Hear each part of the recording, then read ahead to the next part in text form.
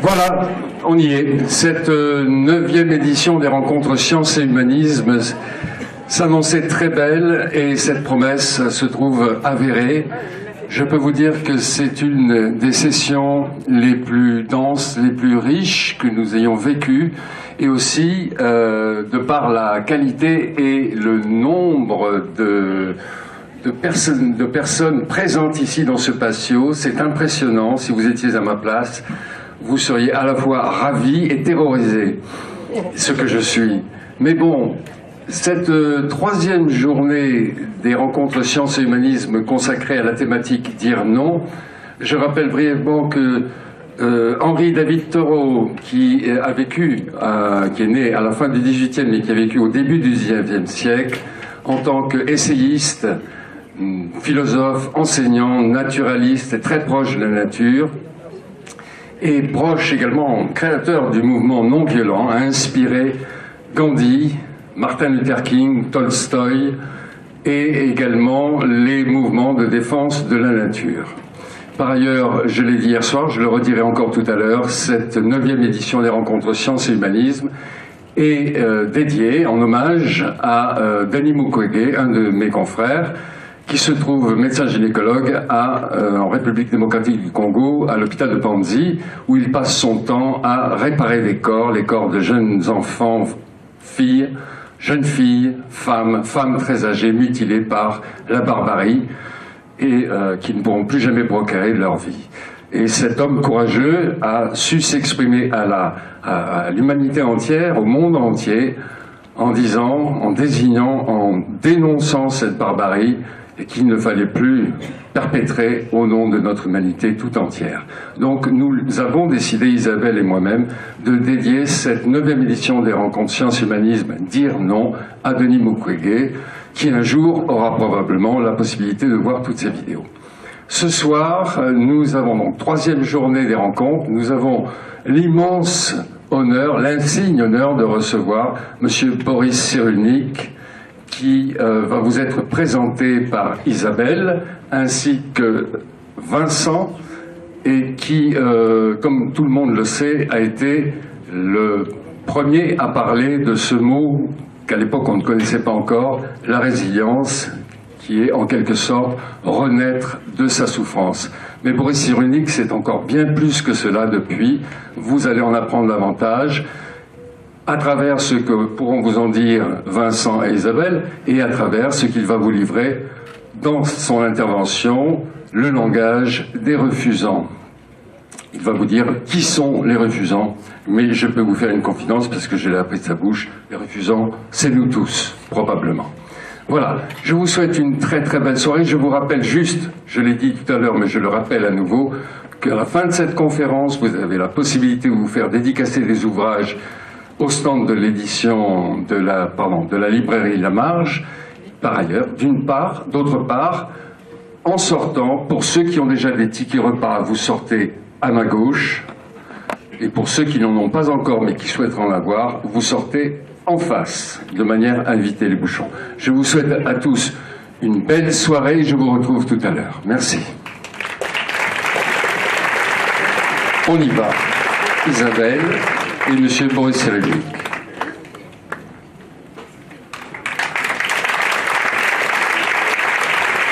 Bienvenue. Bienvenue dans le soir.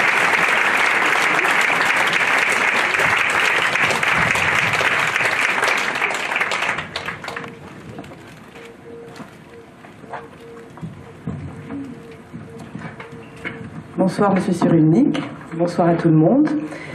Vous avez traversé la Méditerranée pour venir nous voir. Voilà en Corse, bienvenue en Corse, à Ajaccio, au Lazaret. Je vais laisser la parole à Vincent qui va présenter Monsieur Cyrulnik, qu'on ne présente plus, mais on va quand même le faire. Oui, bonsoir Monsieur Cyrulnik, effectivement on ne vous présente plus. Vous êtes psychiatre, neurologue, éthologue. Vous m'avez appris il y a quelques minutes qu'est-ce que c'était exactement qu'être un éthologue, c'est-à-dire étudier le comportement des êtres vivants en dehors d'un laboratoire. Et vous êtes aussi, je l'ai appris en lisant votre biographie, membre du comité d'honneur pour mourir, membre d'honneur, pardon, du comité pour mourir dans la dignité. Pour vivre dans la dignité Pour aussi. vivre dans la dignité aussi. Est-ce que vous pouvez nous en dire un tout petit peu plus, peut-être, sur ce positionnement en particulier? Je ne vais pas empiéter sur le topo de Sicard ce soir, qui lui parlera mieux de ça que moi, mais effectivement, il y a un énorme problème anthropologique qui est en train de se poser maintenant, c'est que une petite fille qui arrive au monde aujourd'hui, elle a une chance sur deux d'être centenaire. Et seulement, c'est pas toujours un avantage, ça dépend comment on va devenir centenaire. Alors que nous, les gars, on va devenir 80-naire, mais ça dépend comment on vieillit. Donc maintenant, quand j'étais gamin, on nous apprenait à faire un travail de deuil. Parce que dans les familles paysannes, ouvrières, c'est-à-dire 94% de la population, il y avait un deuil tous les 6 mois. Actuellement, avec l'espérance de vie des hommes et surtout des femmes, c'est pas tellement le travail de deuil qui se fait, c'est le travail de trépas. C'est-à-dire que les gens sont malades pendant 1 an, 2 ans, 5 ans, et dans ce cas-là, le problème est à repenser. Et je pense que ce soir, Sicard en parlera mieux que moi. Le thème de votre conférence ce soir, c'est donc le langage des refusants. J'allais vous poser une question, qu'est-ce que c'est qu'un refusant? Mais monsieur Jean-Noël Ropion a... Aucune idée. Vous ne savez pas non. Langage des quoi? Des refusants. Eh ben, Bon, ça vous laisse 5 minutes pour y penser. Hein. il va falloir que je parle de ça. Vous pouvez, hein, vous avez encore 5 minutes pour y réfléchir. Vous avez des prises de position qui sont souvent très, très singulières, très personnelles, très nettes sur la gestation pour autrui, hein, ce qu'on appelle la GPA, sur la théorie du genre, sur l'homoparentalité, sur le terrorisme également. Vous n'hésitez pas, hein, à prendre une position, décidément c'est l'ère de cette session, très singulière, quelquefois un petit peu vent debout contre certains courants de pensée automatique. Finalement, je constate quand même que vous bénéficiez d'une cote d'amour extraordinaire auprès de votre public. Vos livres sont des succès chaque fois. Et moi, j'ai l'impression que finalement, les gens vous aiment. Et les gens vous aiment. Oui, vraiment, je constate quand on dit votre nom, il y a toujours une espèce de flottement, de sourire sur le visage des gens. Est-ce que c'est parce que, quelque part, vous osez d'abord prendre des positions, et aussi parce que vous avez, de même que pour les titres de vos romans et de vos livres, de vos essais, vous avez le don de mettre des oppositions comme ça, un peu de façon oxymorique, comme ça, entre un merveilleux malheur, enfin. Est-ce que votre vie, elle n'est pas aussi comme ça? Et finalement, entre le petit garçon que vous avez été et l'homme que vous êtes devenu, cet écart comme ça qui a donné quelque chose d'extraordinaire, finalement ça rassure, ça guérit, ça aide à vivre. La vie est belle finalement. Peut-être, oui. Je pense que quand on fait un exposé, la première chose à tenter, c'est de ne pas ennuyer les gens. Quoique il y a des gens que j'aime beaucoup, parce qu'ils parlent de manière tellement monotone qu'au bout de 5 minutes, tout le monde est en pyjama. Alors, j'aime beaucoup ces gens-là, parce qu'ils me permettent de dormir sans somnifère, mais c'est leur seul avantage. Donc je pense que c'est pour ça que j'aime beaucoup les débats, parce que de toute façon, quoi qu'on dise, c'est faux. Et de toute façon, quoi qu'on dise, toutes les théories, même les plus solides, même les plus scientifiques, disparaissent un jour ou l'autre. L'histoire des idées scientifiques est un cimetière de théories, toutes plus bêtes les unes que les autres. Bon, j'ai un ami qui me dit méfiez-vous des théories idiotes, c'est celle qui marche le mieux. Et j'ajoute, d'ailleurs, je suis convaincu que ma théorie va connaître un grand succès et marchera très bien. Très bien. Vincent, vous dites que l'éthologie est un carrefour de disciplines. Pourquoi vous dites ça? Pourquoi le carrefour de disciplines et desquelles?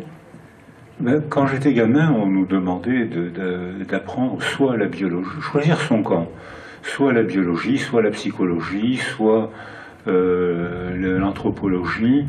Il fallait choisir son camp et mépriser ceux qui n'avaient pas choisi le même camp que nous. Et puis, on s'est rendu compte que c'était une manière absurde de poser des questions. Maintenant, tous les grands paquebots de la recherche, CNRS, INSERM, ANR, l'Agence nationale de la recherche, demandent de faire des équipes, demande de faire des équipes pluridisciplinaires. Et seulement, alors il y a des gens parmi nous qui aiment faire des équipes pluridisciplinaires, et d'autres qui en sont incapables parce que la pensée paresseuse, c'est de devenir hyper spécialiste. Avoir le plus de connaissances possible sur un problème de plus en plus pointu. Si bien que si on continue comme ça, les spécialistes auront énormément de connaissances sur rien, et les généralistes ne connaîtront rien sur tout. Ça va pour l'instant, vous suivez, hein? Oui, oui. Bon, je vais vous laisser la parole. Donc, le langage des refusants, ça vous parle maintenant un peu plus? Vous avez retrouvé le langage des refusants? Oui, oui. C'est revenu? Ouais, c'est vrai. On va essayer d'en parler un peu. Voilà. Bon, je vous remercie. Je vous laisse écouter Monsieur Cyrulnik. Je vous redemande de couper vos portables. Il y en a toujours un qui a été oublié. Voilà, merci. Ah.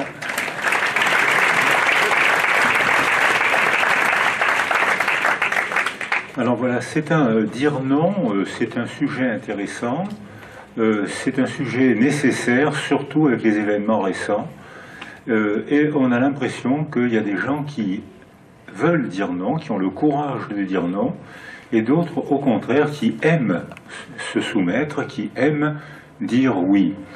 Alors, quelle est ma position, quelle est notre position? Je pense que quand on dit non systématiquement, on a perdu sa liberté. C'est-à-dire qu'on s'oppose systématiquement. Et quand on dit oui systématiquement, on a perdu sa liberté. Parce qu'on dit oui, on se soumet tout le temps. Alors la seule liberté, c'est le doute, le choix. Dès que je doute d'une question, j'ai le choix, donc ça, il faut que j'ai le temps de réfléchir, de lire, de consulter, de rencontrer, et à ce moment-là, je pourrai juger et décider si je vais dire oui ou non.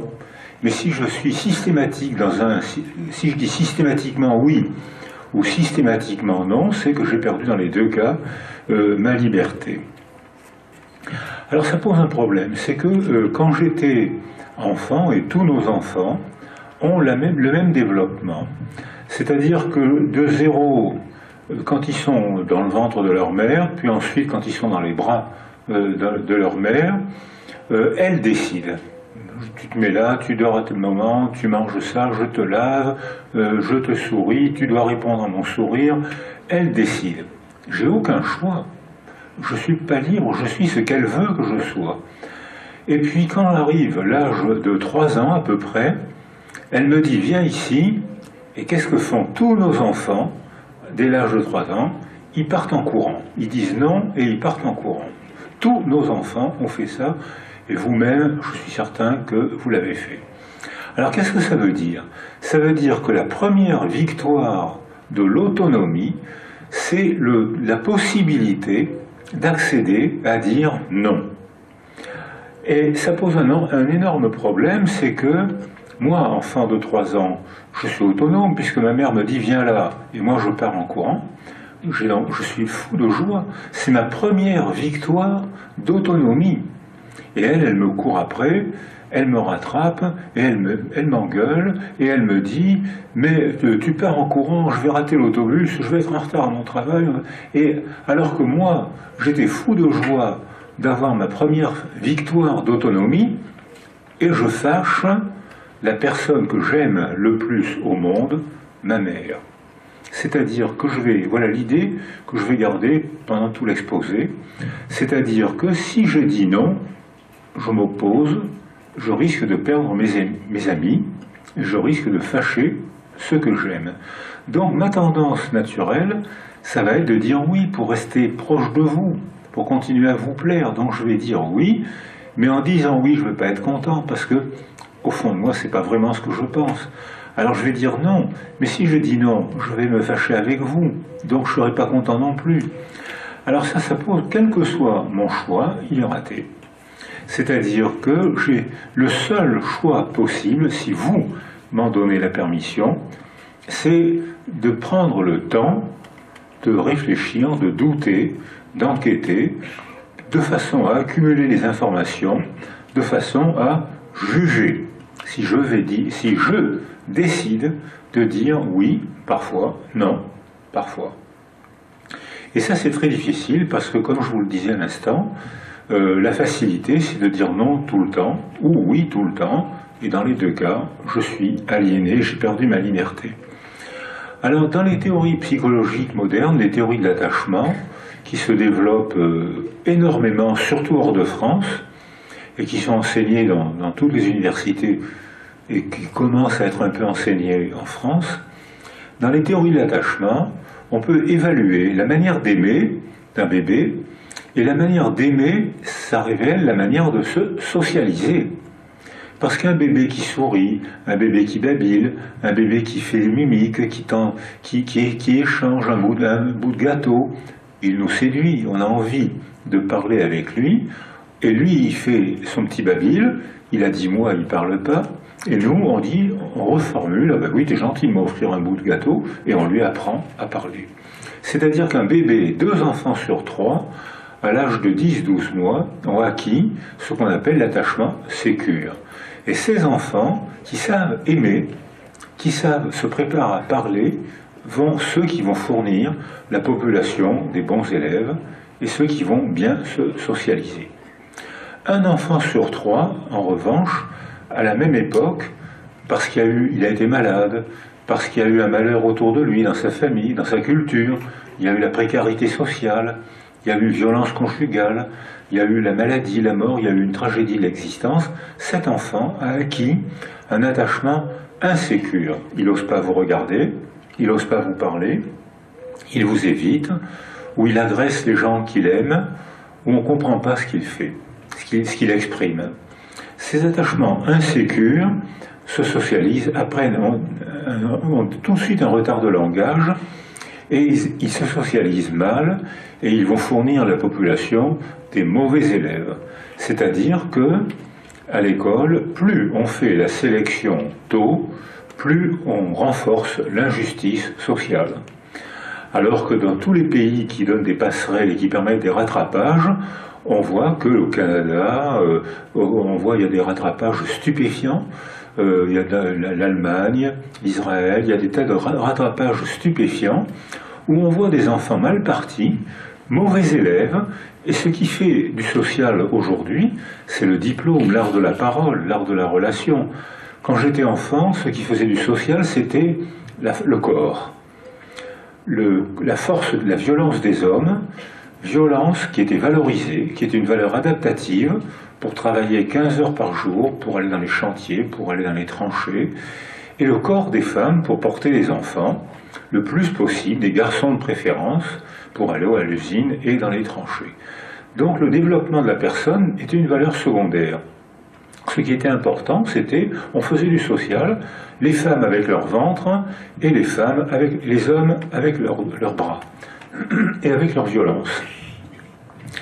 Aujourd'hui, on fait du social avec son diplôme, avec l'art de la parole et l'art de manipuler les machines. C'est-à-dire que ce que j'ai dit, qui était vrai quand j'étais enfant, par bonheur, devient absurde pour la génération, les jeunes d'aujourd'hui. Mais ça pose un problème, c'est que je relisais il n'y a pas longtemps un livre d'Hannah Arendt. Je ne sais pas si vous l'avez lu. Si vous ne l'avez pas lu, vous devez la lire ce soir. Hein. Vous demandez, dites au libraire d'aller acheter Hannah Arendt. Vous avez des livres d'Hannah Arendt? Bon, c'est bien. Vous devez dévaliser Hannah Arendt parce que je la trouve absolument passionnante. Or, Hannah Arendt fait des évaluations. Elle est au procès d'Eichmann. Et elle fait des évaluations et elle décrit un homme adulte qui manifeste un attachement insécure, froid, indifférent, aucune émotion, aucune affection. Un tel homme peut décider n'importe quoi d'un papier, d'une signature. Il peut condamner à mort des milliers, des dizaines de milliers de personnes, ce qu'il a fait, dans la plus totale indifférence. Et comme le disent tous les génocidaires, je n'ai fait qu'obéir, je ne suis coupable de rien. Je n'ai pas honte de ce que j'ai fait. Voilà. Alors que si on a un attachement sécure, c'est un homme, c'est une femme, c'est un enfant qu'on condamne à mort. ça m'embête, il faut que je réfléchisse un peu. Je ne peux pas, d'une signature désinvolte, l'envoyer au four. J'ai besoin de réfléchir un peu. Eichmann, les génocidaires au Rwanda, au Cambodge, les Turcs en Arménie, ne l'ont pas fait. C'est-à-dire qu'ils étaient soumis à une représentation. C'était des yes man. Je suis assez content de mon anglais là. Yes man, c'est-à-dire qu'ils ne savaient qu'obéir. Pas de jugement, pas de réflexion, pas d'élaboration, pas de rencontre, pas d'empathie. Je m'en fous. On m'a dit, tu signes, je signe, il meurt. Aucune importance, je rentre chez moi, j'ai fait mon travail de la journée, j'ai bien fait mon travail. Alors, bien sûr, ça c'est... Hannah Arendt l'a écrit très tôt, dès les années d'après-guerre, au procès de Nuremberg.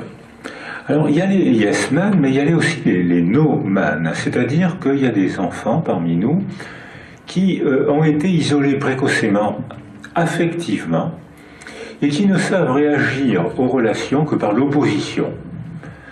Et alors eux, ils sont opposants à tout. Ils sont opposants aux profs à l'école, ils sont opposants aux parents, ils sont opposants aux policiers, ils sont opposants à la littérature, ils s'opposent à tout. Ils ont perdu leur liberté autant que ceux qui se soumettent à tout. C'est-à-dire que ceux-là vont mal se socialiser, on va les retrouver, ils n'auront pas de métier, ils ne connaissent que la violence, parce que la violence est une valeur adaptative pour eux, mais pas pour nous. Mais pour eux, ils sauvent leur dignité par la violence, comme je l'ai vu dans les favelas au Brésil, dans les favelas de São Paulo ou de Rio, où les garçons, plus que les filles, les garçons n'allaient pas à l'école, et ils ne prenaient de valeur que par la violence. Quand la police ou l'armée rentrait dans les favelas, leur seule dignité, c'était de l'affronter et de se battre pour manifester leur courage. C'est-à-dire que ça, c'est totalement désocialisant. Ils ne savent que dire non, c'est totalement désocialisant. Ceux qui ne savent que dire oui, c'est totalement... ça mène à la dictature. Puisqu'à ce moment-là, il y a un chef qui sait tout, qui dit tout, et moi, je ne fais qu'obéir, je suis coupable de rien. Alors, dans les deux cas, on est soumis. Mais l'avantage de la soumission, c'est qu'elle socialise. Si on obéit bien, notre chef vénéré va prendre le pouvoir. Et il prendra le pouvoir grâce à nous. Parce que c'est parce qu'on lui a obéi qu'il a gagné la guerre. C'est grâce à nous. Donc l'obéissance, c'est un peu ambivalente. Hein. J'obéis, mais mon chef adoré, mon chef vénéré, c'est moi qui lui ai donné le pouvoir en obéissant bien à ses ordres criminels. J'ai bien obéi. Il a le pouvoir grâce à nous, les obéissants. Alors ça socialise, oui, c'est ce qui se passe dans toutes les dictatures. Ça socialise, oui, à un prix humain exorbitant, puisque j'ai perdu ma liberté intime, j'ai perdu mon droit de jugement, j'ai perdu ma liberté d'hésiter, de douter, de renseigner, de lire un livre, d'en lire un autre, de rencontrer un tel, de rencontrer une telle. J'ai perdu ma liberté du débat. Je suis socialisé parce que je suis complètement détronché. On dit détronché à Ajaccio.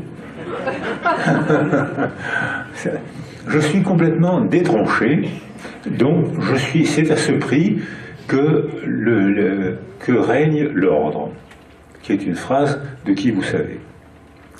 Or, on a l'étonnant plaisir de partager la soumission. Vous l'avez eu.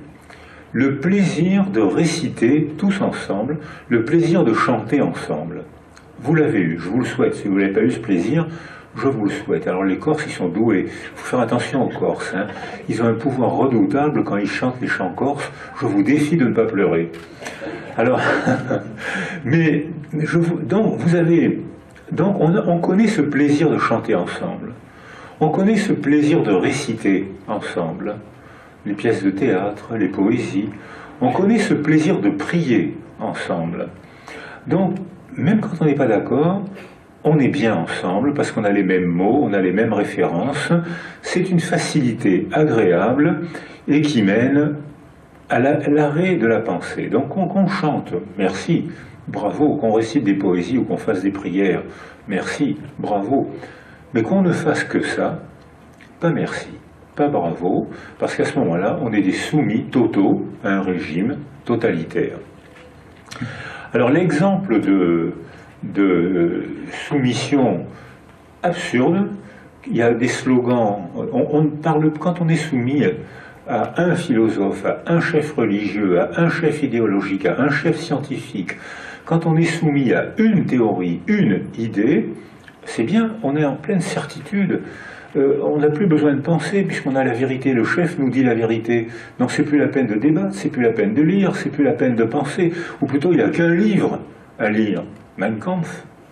C'est le seul livre. C'est pas la peine d'en lire un autre. Toute la vérité est dans ce livre. Et quand on arrive à ce résultat totalitaire, à ce moment-là, on voit que c'est pas seulement les religieux qui ont ça, c'est les partis idéologiques, mais c'est les scientifiques souvent aussi. Hein. Et on voit, il y a des manifestations récentes. Vous avez sûrement, peut-être même, vous avez eu le même slogan. J'étais ahuri quand j'entendais des chefs politiques, ou même quand j'ai entendu des femmes politiques que j'aime bien, sloganiser, enfin, je sais pas comment on dit, faire un slogan, tous ensemble, ouais, ouais. Pas une idée, rien. Pas une idée, tous ensemble. Ça veut dire quoi, ça? Ça veut dire rien. On est bien ensemble et on va répéter la voix du chef. On a le bonheur dans la soumission. Alors c'est vrai que celui qui dit non dans ce contexte-là, eh ben, il casse notre cabane parce qu'on était bien ensemble. On chantait ensemble, on priait ensemble, on récitait la théorie du chef. En science, ça existe beaucoup. Hein.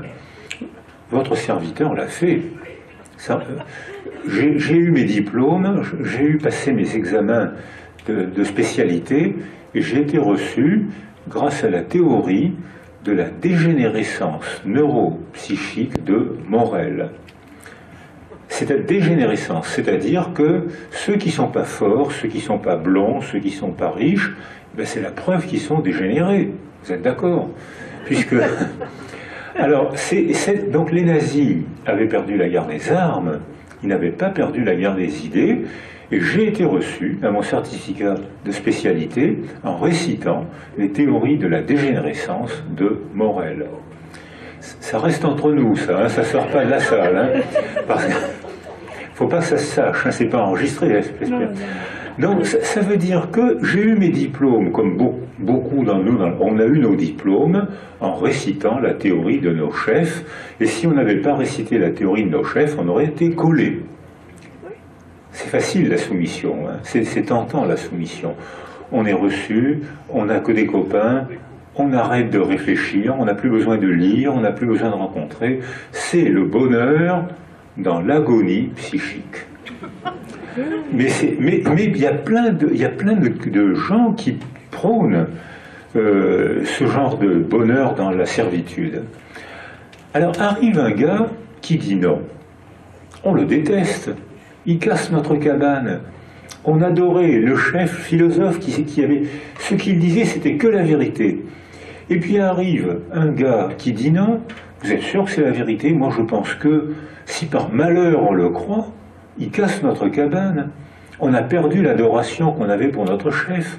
On a perdu la solidarité. Peut-être qu'il a raison. Je suis embêté, mais peut-être que notre chef ne dit pas toujours la vérité. C'est un casseur de cabane, à mort le casseur de cabane. Et quand on vit dans un régime totalitaire, il y a plein. On peut le rééduquer, le déporter, le fusiller, le torturer. Il y a des tas de participes passés qui ne sont pas tellement passés que ça d'ailleurs, il y a des tas de participes passés pour mettre à mort ou pour chasser les casseurs de cabanes, c'est ceux qui posent des questions. Les poseurs de questions sont angoissants parce qu'ils risquent de nous enlever le plaisir de la soumission, le plaisir de la servitude, et puis ils risquent de provoquer notre solitude aussi. Ils nous angoissent, les poseurs de questions. À mort les poseurs de questions. Vivent les réciteurs et ceux qui les slogans, ceux qui donnent les slogans. Alors, il y a un énorme facteur culturel dans ce que je viens de vous proposer. Par exemple, dans les théories de l'attachement, qui se développent partout, on a une petite démanipulation expérimentale, comme le disait le jeune présentateur. On fait des observations en milieu naturel. Alors le milieu naturel pour l'homme, c'est sa culture. C'est-à-dire que ça, c'est notre milieu naturel. C'est là où on vit tous les jours. Alors on fait des observations et puis on introduit une variable parce qu'on cherche à être scientifique. Donc on prend un bébé, un enfant préverbal, une population d'enfants préverbaux, puis ensuite une population d'enfants qui parlent, d'enfants verbaux. Et dans la population d'enfants qui ne parlent pas encore, ils sont avec leur mère. Puis il y a une figure d'une femme étrangère ou un homme. La mère est là, les enfants jouent. La mère s'en va et l'enfant se retrouve en présence d'une figure étrangère qu'il ne connaît pas. Il a son petit stress, il cherche sa mère. S'il est sécure, il va observer l'inconnu qui est là. Il va lui offrir un babil, il va tirer sur sa robe et hop, il va déclencher une petite relation préverbale. C'est un enfant sécure. S'il est insécure, il va taper sur la porte et il va pleurer. Quand l'enfant est verbal, on passe des questionnaires. Est-ce que tu aimes parler avec ta maman? Est-ce que tu es sécurisé quand elle est là? Est-ce que tu lui confies tes petits chagrins? Des questions pour enfants. Et on évalue les résultats statistiquement et on sait si l'enfant parle de manière sécure ou insécure. Quand on a proposé ça aux Asiatiques, ils ont été terriblement choqués, mais parce que dans une culture asiatique, on ne laisse jamais un enfant tout seul, même pour faire une expérimentation scientifique. Et ils ont dit, mais vous n'avez pas le droit de faire ça, vous n'avez pas le droit de faire pleurer un enfant préverbal, c'est pas bien de faire ça. Alors on s'est dit, ils ont peut-être raison, peut-être qu'on ne peut pas, pour le plaisir de comprendre, on ne peut pas stresser un enfant pour le plaisir de comprendre. Ils ont peut-être raison. Et alors ensuite, on leur disait, mais une fois que vos enfants sont sécures, ce qui est vrai, très souvent, les petits Asiatiques sont des bien partis dans l'existence, sauf quand il y a eu un malheur, bien sûr, mais la plupart sont bien partis, et ils ont acquis un attachement sécure. Et ensuite, qu'est-ce que vous en faites quand ils ont 3 ans, 5 ans? Qu'est-ce que vous faites? Maintenant, ils sont confiants, ils parlent bien, ils sont marrants, comme tous les enfants, ils sont mignons. Qu'est-ce que vous en faites? On leur apprend à consacrer tout leur travail à la famille et au groupe. Ah mais attendez, attention, c'est pas moral ça. Nous, en Occident, quand un enfant se démarre bien dans la vie, on lui apprend à s'épanouir, lui, pour sa personne, pas pour nous, pas pour le groupe. Alors vous démarrez bien vos enfants, et ensuite vous leur demandez de renoncer à leur épanouissement pour se consacrer au groupe. Alors voilà le contresens culturel. Les Asiatiques, les Japonais considèrent qu'on est immoraux parce qu'on stresse les bébés, ce qu'ils ne font jamais. Et nous, on considère qu'ils sont parfois immoraux quand ils consacrent la force de leurs enfants à eux-mêmes et non pas à l'épanouissement de la personne. Ethos, hiérarchie des valeurs, totalement différentes. Et ça entraîne des petits comportements au quotidien qui sont très différents. Par exemple, il y a quelques semaines, j'ai reçu chez moi mon éditeur japonais, adorable. Masahiro Hayashi, je suis très content de pouvoir dire son nom, et il est sympa comme tout. Alors il arrivait et il avait appris les rituels de la politesse japonaise, qu'il y a des rituels de politesse chez les Japonais, si bien qu'on était autour de la table avec des amis, et ma femme le servait, comme ça se fait souvent en Provence. Ma femme le servait et il se levait, et il s'inclinait, il mettait le nez dans l'assiette pour dire merci. C'était ça. Alors ma femme dit non, c'est normal, restez assis. Et puis à la gamelle suivante, il se levait et on recommençait parce qu'il ne pouvait pas faire autrement. Il avait acquis ce comportement de politesse qui est un comportement de politesse pour un Asiatique, mais qui pour nous paraissait... Alors, c'était pas... On en souriait, on comprenait ce que ça voulait dire. Mais si on avait dû tous faire si, rentrez ce soir chez vous, et vous faites ça à votre femme, quand elle vous servira, levez-vous et mettez le nez dans l'assiette, vous allez voir. Donc, ça veut dire qu'on a incorporé ces comportements, et on ne s'en rend même plus compte qu'on les exprime. Alors, il y a un phénomène, alors on va redevenir un peu scientifique quand même. Il y a un phénomène, ce qui se passe, c'est que les enfants, les adultes, qui sont le plus capables de s'inhiber, sont finalement ceux qui se socialisent le mieux. Une expérimentation a été la suivante. il y a un paquet de marshmallows au laboratoire, et puis il y a des caméras qui tournent, et puis on doit demander, légalement, on doit demander l'autorisation de filmer. On n'a pas le droit de filmer à l'insu, contrairement à ce qui se fait à la télé souvent. Et donc on demande l'autorisation, les parents, l'enfant dit oui, puis il y a un paquet de marshmallows. Et l'expérimentateur dit « Oh, je suis obligé de partir, je m'en vais ». Et il part, les caméras tournent, et l'enfant est seul avec un paquet de marshmallows. Alors, tous les enfants regardent, tous regardent. Certains, 2 enfants sur 3 regardent, ils sont tentés, ils ne passent pas à l'acte. 1 enfant sur 3 passe à l'acte. Il est filmé, et à ce moment-là, on demande l'autorisation aux parents et aux enseignants de le suivre. Et on constate que la population des enfants qui a su inhiber la réalisation de son désir, ils vont avoir des copains à l'école parce qu'ils vont faire attention à l'autre, ils vont être bien socialisés, ils vont avoir de bonnes relations avec leurs parents, et c'est ceux qui vont se scolariser et se socialiser le mieux. Alors que les enfants qui cèdent à la tentation, personne ne regarde, hop, je prends, c'est les enfants qui passent à l'acte sans réfléchir. C'est la population de ceux qui vont être faciles à subjuguer. Subjuguer, c'est mettre sous le joug, c'est-à-dire proposer une satisfaction immédiate. Votez pour moi et tout ira mieux. Je vous fais un programme politique de Père Noël. Si vous votez pour moi, je réaliserai le programme de Père Noël. Vous voyez, suivez mon regard. Donc ça veut dire que ils sont faciles à manipuler, ils sont faciles à récupérer. Alors on voit qu'il y a parmi nous donc cette inhibition physique, cette inhibition verbale. On voit que c'est celle qui donne le temps de juger, et c'est celle qui donne le temps, le plaisir de douter. C'est-à-dire, il a dit ça, c'est intéressant, c'est peut-être pas vrai, parce que j'ai lu par ailleurs, où je rencontrais une telle qui me disait autre chose, où j'ai été dans un pays qui a d'autres valeurs morales que mon pays. C'est intéressant cette différence. Qui a raison? Je m'inhibe, je me donne le temps de visiter, de parler, de lire, de réfléchir, et ensuite je déciderai. On ne pourra pas me faire croire n'importe quoi. Désormais, je ne serai pas un gogo, comme ceux qu'on a vus qui tuent parce qu'on leur a donné simplement l'ordre de tuer. Alors, je ne serai pas un gogo. Alors, ce que je viens de dire, c'est pas par hasard, c'est ce qui s'est passé. On a eu une réunion il n'y a pas longtemps à Paris avec des historiens, et notamment il y avait Christopher Browning, qui est un historien anglais, il y avait Ian Kershaw, il y avait des grands noms de l'histoire, et Christopher Browning est un historien anglais qui a retrouvé les archives du 101e bataillon des gendarmes allemands. Et il a retrouvé les archives.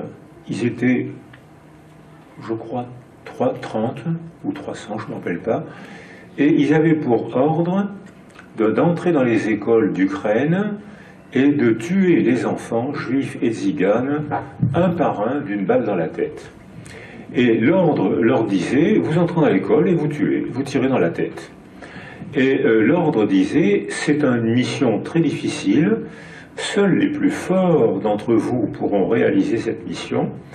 Si vous n'avez pas la force, vous ne passerez pas en conseil de guerre, simplement dites j'ai pas la force et vous serez muté. 20%, moins de 20%, ont dit j'ai pas la force de faire ça, j'y arriverai pas, je n'ai pas la force. Ils n'ont pas été jugés, ils ont été mutés.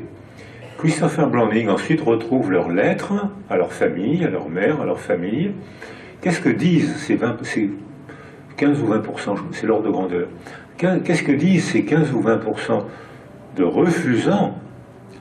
Ils n'ont pas dit non. Ils ont refusé, ils ont dit je ne peux pas. C'est pas des héros, c'est pas des rebelles. Ils ont dit j'y arriverai pas, je peux pas.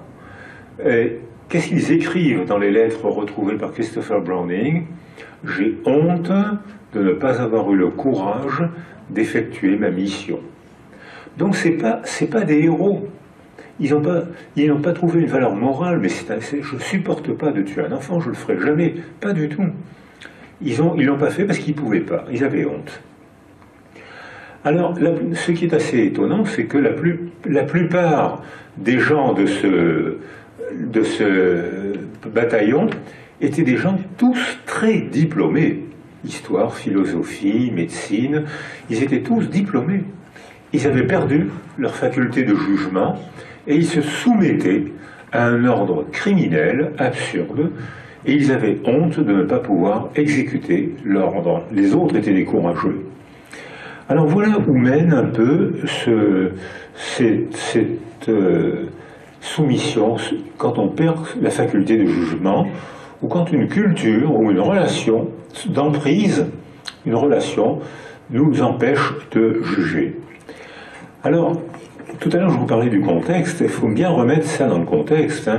Par exemple, actuellement, nos prisons regorgent de psychopathes.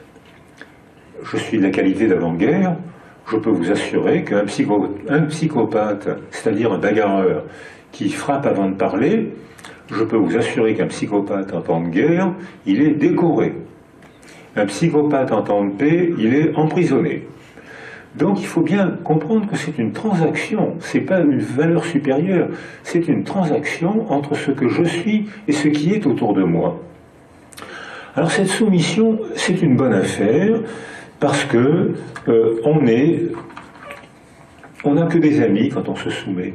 On est détranché, on arrête de penser, mais on est entouré de gens qui pensent comme moi, enfin qui récitent comme moi les mêmes slogans, qui adorent le même chef, religieux, idéologique ou scientifique. Donc c'est bien, j'ai qu'un livre à lire, j'ai qu'une phrase à dire, je serai diplômé, j'aurai que des amis.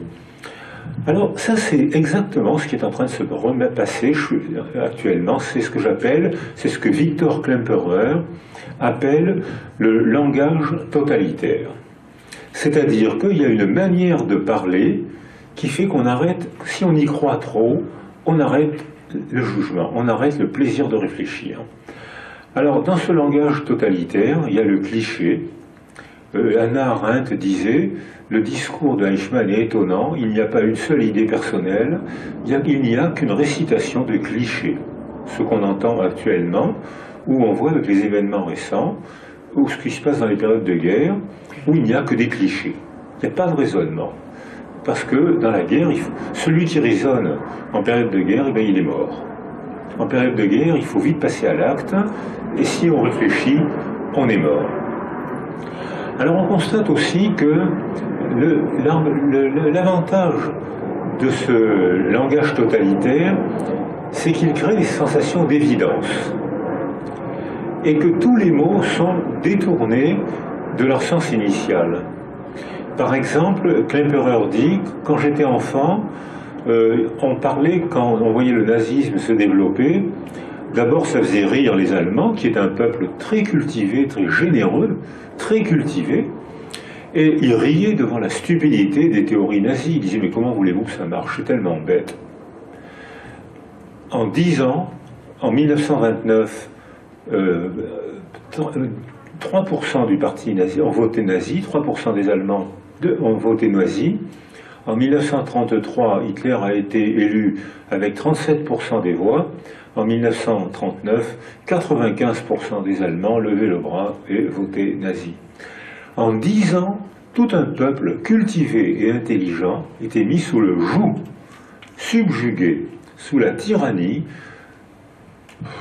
J'hésite, vous allez croire que je suis méchant d'un débile mental, parce que j'ai essayé, on peut lire Mein Kampf maintenant, il va être rentré dans la... Alors je l'ai trouvé en vente libre au Proche-Orient, il est en vente libre dans des lits de camp.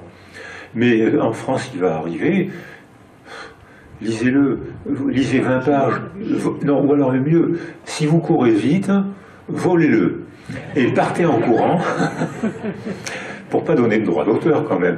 Vous le volez, vous partez en courant et vous en volez 20, et vous en lisez 20 pages. Il n'y a pas d'autre mot que débile. Des millions de gens cultivés y ont cru et ont gobé. Donc méfions-nous des théories stupides.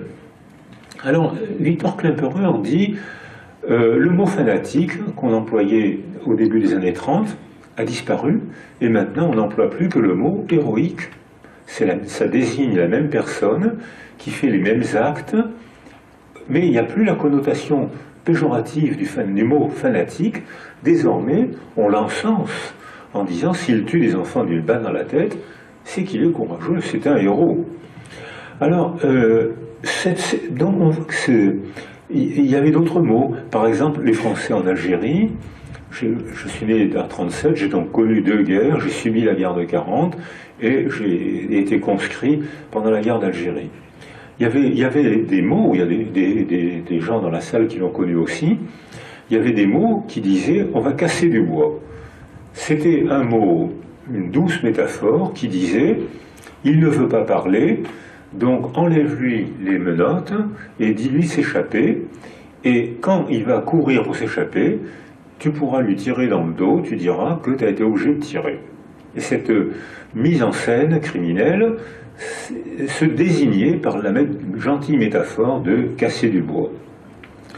Les nazis n'osaient pas dire le mot déporté, alors ils disaient on va faire une action, parce que l'action c'est noble. Donc ils n'osaient pas dire un juif ou un tzigane, alors ils disaient ein Stück, un morceau. C'est pas grave de jeter un morceau de bois dans un four. C'est pas un être humain, c'est un morceau de bois. Alors, il faut se méfier de ces récits totalitaires. C'est qu'ils sont très convaincants. C'est fait exprès, ça ? Ils sont très convaincants. Ils sont très convaincants parce qu'ils sont clairs, ils sont affirmatifs. Tout le monde les dit en même temps. Les gens que j'aime récitent ces slogans. Si je leur dis, mais ce slogan, tu y crois, je risque de perdre l'affection des gens que j'aime. Si je dis non, je vais m'isoler, je vais perdre leur affection. Donc je ne vais pas vraiment dire non, je vais essayer de les comprendre. On est complice de cette soumission. J'ai du mal, hein. On est complice de cette soumission. Parce qu'on arrête de penser, on garde nos amis, on se laisse faire. La solution de facilité, c'est vraiment de se soumettre. Alors ça entraîne des personnalités quand même un peu curieuses. Hein. C'est que par exemple, le déni est un facteur de protection. Et les Allemands, dans les années après-guerre, ont étonnamment dénié. C'est-à-dire qu'ils disaient, mais non, c'est pas grave, on n'a rien fait. Il y en a encore qui... Les jeunes Allemands sont d'un courage stupéfiant. Hein. Les jeunes Allemands, je les trouve d'une honnêteté et d'un courage. Ils sont en train de refaire une belle culture germanique, mais ils le méritent parce qu'ils sont très courageux. En France, on commence un petit peu. Au Mali, on n'en est pas là du tout. Vous savez, actuellement, la France est en guerre. Hein. Il y a 10 000 soldats français actuellement au Mali. Et là, il y a des guerres. La guerre moderne est tellement terrifiante qu'il n'y a plus de champ de bataille maintenant. Maintenant, les combats se font dans les rues. Donc, il y a beaucoup plus de morts par victimes. Les civils meurent plus que les soldats et les enfants notamment. Alors, les enfants meurent énormément parce que la bataille se passe dans la rue, dans les appartements, d'un appartement à l'autre. Et puis surtout maintenant parce que les djihadistes ont des techniques modernes de guerre. Un enfant court vers les soldats et les soldats savent que probablement il a une ceinture d'explosifs. Qu'est-ce que vous feriez? Ou bien vous tirez sur l'enfant et il meurt tout seul, ou bien vous ne tirez pas sur l'enfant et vous mourrez avec lui, ou bien vous tirez sur l'enfant et parfois il n'a pas d'explosifs autour de la taille. C'est-à-dire qu'il y a moins de morts dans les guerres modernes, il y a moins de morts, et les soldats rentrent au camp absolument ravagés, psychiquement ravagés, et il y a actuellement 3 fois plus de morts par suicide que par mort au combat, parce que les gars rentrent ravagés. Il n'y a pas de mort, c'est des guerres humanitaires. Ou bien ils se suicident, ou bien ils ne se remettent jamais de ce qu'ils ont fait, de ce qu'ils ont subi, de ce qu'ils ont laissé faire. C'est vraiment... Toutes les guerres sont dégueulasses. Hein. Mais alors là, ce qui se passe actuellement, ça n'a jamais été aussi dégueulasse. C'est-à-dire que... Et les gens qui font tuer les enfants n'ont aucun sentiment de crime, puisqu'il n'y a qu'une vérité. Et qu'au contraire, ne pas être d'accord, c'est blasphémer. On avait la même chose avec la montée du nazisme, on avait la même chose avec le génocide arménien, où j'ai des amis arméniens qui m'ont montré des textes il n'y a pas longtemps, quand un Turc, parce qu'il y a eu des Turcs qui ont été justes, hein, de même qu'il y a eu des Polonais qui ont été justes, c'est même en Pologne qu'il y en a eu le plus. Il y a eu des Turcs qui ont été justes, c'est-à-dire qui ont protégé les Arméniens et qui ont refusé de participer au massacre des Arméniens. Et cet ami m'a montré des documents. Un Turc qui protège un Arménien devra être abattu, sans jugement bien sûr, son corps sera mis devant sa maison et vous devrez mettre le feu à sa maison. Pas de jugement. Il a parlé avec un Arménien qu'il meurt, sans jugement. Donc, et des Polonais ont fait ça, ont protégé. Il y a eu 5000 justes en Pologne, et je pense que parmi les Hutus qui ont commis le massacre contre les Tutsis, il y a eu aussi des Hutus qui ont refusé de massacrer. Ils mettaient leur vie en cause. Et les Corses, pendant la guerre, pas un seul juif n'a été dénoncé en Corse. Pas un seul. Alors que l'armée allemande était là. C'est-à-dire qu'il y a eu des refusants en Corse. Or, les refusants ne sont pas des héros, ils n'en parlent même pas. Ils ne s'héroïsent pas. Quand on parle avec eux, qu'est-ce qu'ils disent? Je ne pouvais quand même pas faire arrêter mon voisin, je savais qu'il allait mourir. Je ne pouvais quand même pas faire arrêter un enfant. Je ne suis pas un héros. Je refuse de me soumettre à un slogan qui dit qu'il faut tirer une balle à la tête des enfants et mettre à mort mon voisin, le boulanger. Je ne suis pas un héros. Je refuse. Je ne le ferai pas. Je ne peux pas le faire. Je n'ai pas besoin d'arguments. Je n'ai pas besoin de débat. Je n'explique rien. Je refuse. Alors, donc, on voit que ce genre d'épreuves existe dans tous les pays. Ce qui veut dire, dans tous les pays, même totalitaires, il y a toujours des gens qui ont le... Alors c'est ça qui est intéressant. Pourquoi est-ce qu'eux refusent et pas tout le monde, pas la majorité? Alors c'est parce que je pense que l'arme du totalitarisme, c'est pas tellement l'armée ni la police, c'est le conformisme. C'est-à-dire que réciter tous ensemble la même chose. Alors ça c'est très dangereux. Et quand on perd l'art du débat, c'est qu'il y en a un qui va dominer l'autre, et là on va chercher à établir des rapports de domination.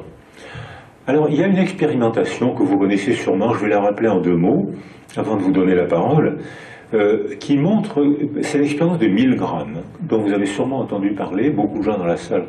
Milgram, dans les années 50-55, cette expérimentation a été refaite 1000 fois. Jean-Léon Beauvois à Nice l'a refaite il y a 2 ans avec un budget énorme, il est arrivé à peu près au même résultat. Il y a quelqu'un, alors en 50-55, il y a le symbole de l'autorité, c'est un médecin avec la blouse blanche. Et il fait une expérimentation sur l'apprentissage. Voilà, ici, il y a monsieur, voulez-vous venir? Là, il y a un Kobe, qui est en fait un comédien.